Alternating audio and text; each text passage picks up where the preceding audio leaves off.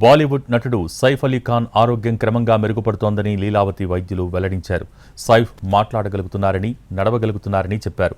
నడుస్తున్నప్పుడు తీవ్రమైన నొప్పి లేదా ఇతర ఇబ్బందులను ప్రస్తుతానికి గుర్తించలేదని అన్నారు. సైఫ్ అలీ ఖాన్ను ఐసీయూ నుంచి ప్రత్యేక గదిలోకి మారుస్తామని డాక్టర్లు తెలిపారు. సైఫ్ శరీరం నుంచి పదునైన వస్తువును బయటకు తీసినట్టు లీలావతి ఆసుపత్రి వైద్యులు వెల్లడించారు. గాయాల కారణంగా ఇన్ఫెక్షన్ అయ్యే ప్రమాదం ఎక్కువగా ఉందన్నారు. ఆయన వెన్నెముకకు ఎటువంటి ప్రమాదం లేదన్నారు. మరో 2-3 రోజుల్లో డిశ్చార్జ్ అయ్యే అవకాశం ఉందన్నారు.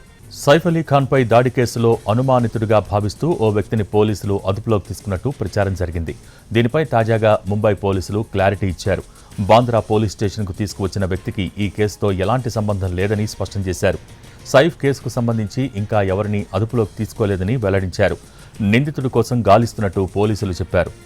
సైఫ్ అలీ ఖాన్పై దాడి ఘటనతో ముంబై మరోసారి ఉలిక్కిపడింది. గతంలో ప్రముఖులపై మాఫియా గ్యాంగులు దాడులను గుర్తు చేసింది. సైఫ్ దాడి వెనుక చోరీ ఉద్దేశం మాత్రమే కనిపిస్తోందని మహారాష్ట్ర హోంశాఖ సహాయ మంత్రి యోగేష్ కదం చెప్పారు.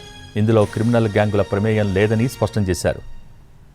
సైఫ్పై దాడి చేసినట్టుగా భావించి ఓ అనుమానితుడిని ముంబై పోలీసులు అదుపులోకి తీసుకున్నారని యోగేష్ తెలిపారు.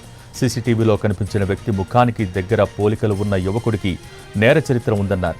అయితే ఈ ఘటనతో అతడికి సంబంధం లేదని గుర్తించామని, కేసు దర్యాప్తు కొనసాగుతోందని అన్నారు. మరో వ్యక్తిని కూడా పోలీసులు ట్రాక్ చేస్తున్నారని చెప్పారు. ఈ దాడి ఘటనలో క్రిమినల్ గ్యాంగుల ప్రమేయం లేదన్నారు యోగేష్ కదం. కేవలం చోరీ కోసమే నిందితుడు వచ్చినట్టు ఇప్పటివరకు తెలిసిందని, ఏదైనా బెదిరింపు వచ్చినట్టు సైఫ్ నుంచి పోలీసులకు సమాచారం లేదన్నారు. సెక్యూరిటీని కోరలేదని, ఒకవేళ భద్రతను కోరితే నిబంధనల ప్రకారం కల్పిస్తామని వెల్లడించారు.